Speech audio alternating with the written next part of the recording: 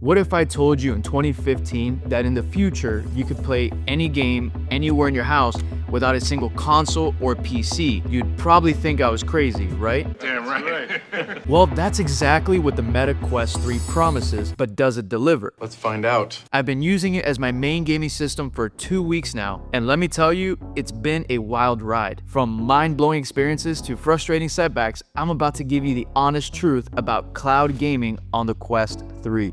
Not only that, but I'll also be giving away a 1 year of Xbox Game Pass to a lucky viewer.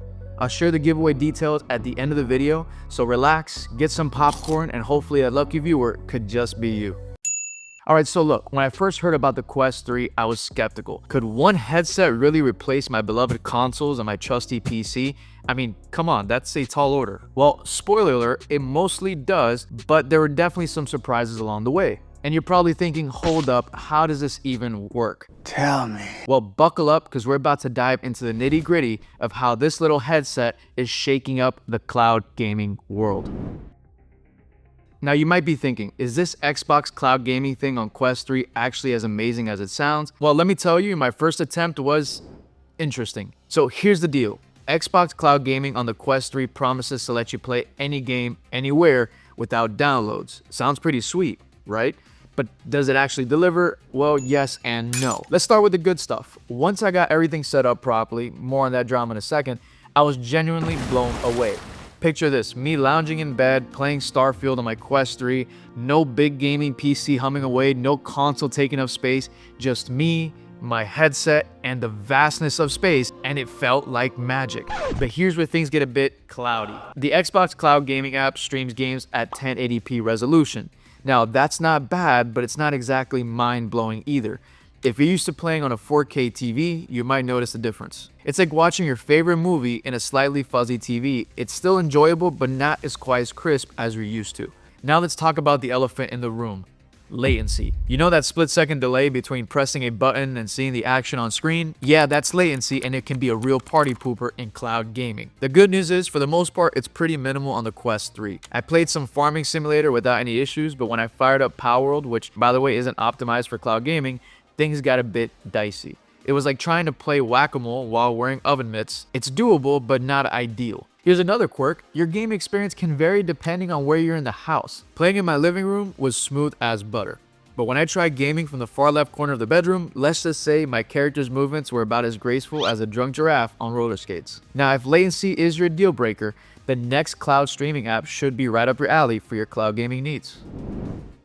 Alright, let's talk about Steam VR on the Quest 3. You know how I thought VR games would be the stars of the show? Well, I was in for a bit of surprise.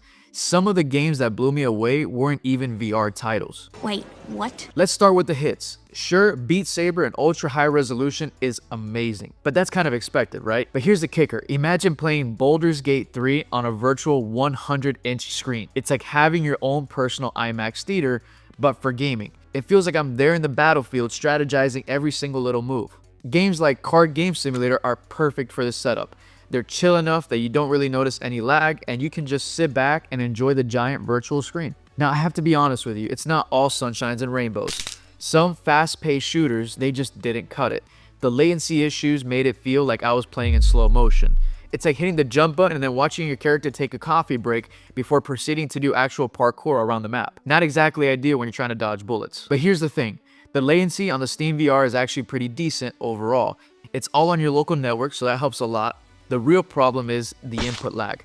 But I've got a solution for you. Try connecting your controller directly to your PC instead of the Quest. It makes a huge difference. Just keep in mind that your experience may vary depending on your own setup and connection. Now let's talk about the sheer number of games you can play. It's absolutely jaw-dropping. I feel like a kid in a candy store, but instead of candy, it's new worlds I can explore. With just a click of a button, I can jump into practically any game I want. It's like having an entire GameStop at your fingertips, minus that pushy salesman trying to sell you that warranty. Would you like one? Now I have to warn you, the UI can be a little bit clunky. If you're expecting everything to work smoothly right out of the box, you might be in for a rude awakening. It's not a deal breaker, but be prepared to do some tinkering from time to time. Think of it as assembling IKEA furniture. It might take a bit of work, but the end result is usually worth it. Overall, I definitely recommend Steam VR for those laid-back titles. With Steam's giant library, I'm sure you will find something to game on for hours on end, all inside your Quest 3 headset. Now let's talk about the secret weapon in our Quest 3 arsenal, PlayStation Remote Play. And I know what you're thinking, Tony, there's no official PlayStation app for the Quest. Well, hold onto your controllers because I'm about to blow your mind. When I first got my Quest 3, I'm gonna be honest with you, I was bummed that there wasn't a dedicated PlayStation app. I mean, come on, Sony. But guess what? I found a workaround that's so slick, it feels like it was made for the Quest 3. And let me tell you, it's definitely not a gimmick. Picture this, you're chilling on your couch, Quest 3 on your head, and suddenly you're playing God of War like you're right in front of your PS5. It's crazy. I can join parties with my friends, trash talk like we're in the same room, and playing all my favorite PlayStation games without being glued to my desk. But here's the kicker. This setup is so easy, it's almost ridiculous. Unlike the Steam VR experience where you need a PhD in tinkering, PlayStation Remote Play on Quest 3 is practically plug and play. You boot it up and boom, you're in gaming heaven. Now I gotta keep it real with you, there is still some input lag, just like we saw with the other streaming options. It's not a deal breaker, but if you're playing something super fast paced, you might feel like you're moving through jelly.